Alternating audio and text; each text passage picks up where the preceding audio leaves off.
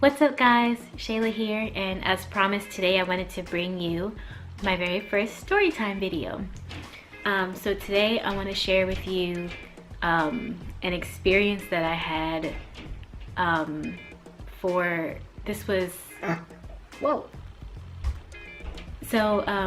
this was the day of my high school prom. I remember it was a really nice day in May, a couple weeks before graduation, and we had I had a half-day schedule in my senior year, so I didn't really have a hairdresser or anything like that. I was just you know, going to whoever to get my hair done. I didn't have anybody steady.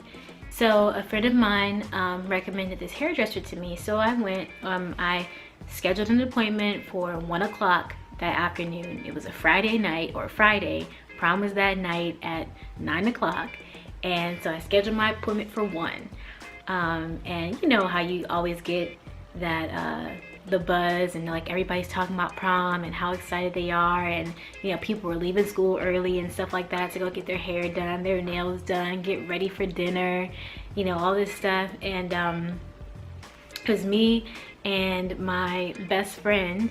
We were going to get ready at each other's house, or I was gonna get ready at her house, and then she was gonna come to my house and take pictures and everything with our dates. And then we were gonna go to dinner, and then after that we were gonna go to the dance or whatever. So I remember hopping in my little at the time I had this I had this BMW, 1980, it was like 84 or 85 BMW. I have to ask my dad, but it was my grandfather's car. So I hopped in my little BMW and I drove straight from school to the hairdresser. And I came in. Problem number one, I cannot stand when hairdressers double book and triple book you, because then you're sitting there for 2 hours before they even do anything with you. I know y'all know what I'm talking about too. That's so annoying, right? So I just remember sitting there like, okay, I have stuff to do. Like, can we speed this up please, or whatever. So finally I get in the chair. She washes my hair and everything, and like I just wanted it styled. I told her like I wanted this updo and things like that. This was not the day and age where you can just, you know, you had free data and all that stuff where you could just show a picture, you know, go online and show a picture or something like that. Like, no, I just kind of described to her what I wanted. So she's like, oh, okay. And so I told her kind of what I wanted. I wanted like this, you know, updo sort of thing with like a swoop bang. And she was like, okay, but I need to, she's like, is it okay if I trim your hair? I'm like, okay, sure, you know, no problem, whatever. Like, it needs a trim, it needs a trim. So she puts the towel around my neck. She turns me around away from the mirror, and like, I don't know what I was doing. I just wasn't paying attention, I guess. So it's partially my fault. But she starts cutting my hair, and you know, you can, like, I can feel some movement, you know, going on in the back here. And like, my hair was long, like it's probably, like it's long now. But like it was maybe a little bit shorter than this.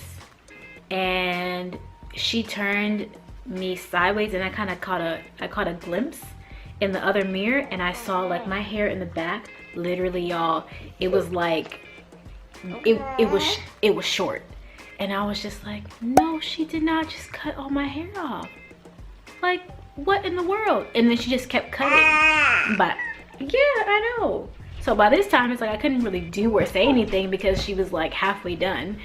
So I was like, I thought you were just gonna trim my hair. She was like, oh, well, like your ends were kind of damaged and stuff like that. So I needed to cut some, but I tried to keep the length in the front. So I'm like, woosah, okay, you know, whatever.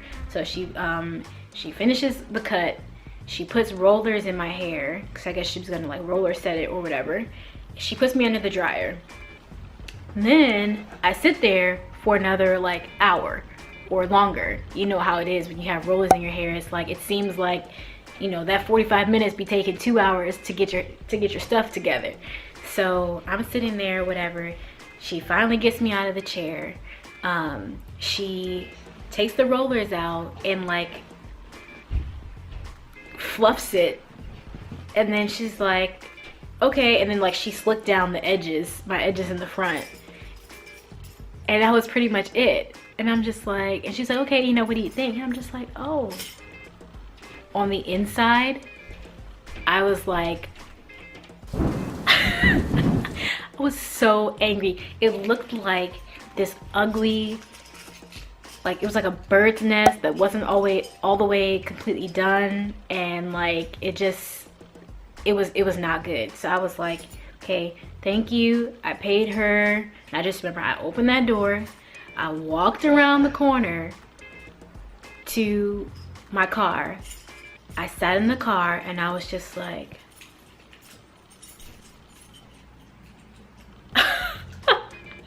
and then I burst into tears. I was just like, I was so mad. I was livid. So I remember by this time it's like, I don't know, it was like 4:30 or 5 o'clock. So I called my mom. My mom is at home, and she was waiting for me to get there. I'm like, the lady cut off all my hair. She cut my hair. She cut my hair. And she's like, slow down. I can't understand. Nathaniel. She's like, slow down. I can't understand what you're saying. I'm like, the lady cut my hair. And so she was like, it's okay. It's gonna be okay when you get here. You know, we'll figure out what to do. So I'm like, all right, fine, whatever. So I cried. And you know, if you're from the DMV, you know what traffic is like on a Friday coming from DC back into Maryland. So it took me like a good 25-35 minutes to get home, and I cried the entire way home. So I remember I got into the carport, I walk up to the door, and I was seething so much, I could hardly even get my keys in the door, y'all. So my mom opens the door. I'm like, I got tears all in my face. She's like, I can't, you know, just completely like unrecognizable words. And she's like, it's okay, just trying to hug me. It's okay, it's okay, it's gonna grow back. And I'm like, it's not gonna grow back tonight. Like, just freaking out. So, my mom's like, okay, we're gonna fix this. It's okay. We still have a couple hours. Like, you know, we're gonna get through it. So she hops in the car, drives down the street to this local beauty supply store, and she's like searching like anybody, you know, can anybody do my daughter's hair? And so this lady, she had like an hour to do my hair. So she zipped back to the house, got me, and so she was like, what happened? What happened? I'm like, the lady cut my hair. I don't know what to do. It's my prom and blah, blah, blah, blah. So she's like, okay, it's okay. Like, we'll fix it. We'll fix it. And so, Nathaniel, come here. So, so she ended up giving me like a weave, and it was just like this loose wave sort of thing, which worked out fine. Like, it was totally fine. We had a great night.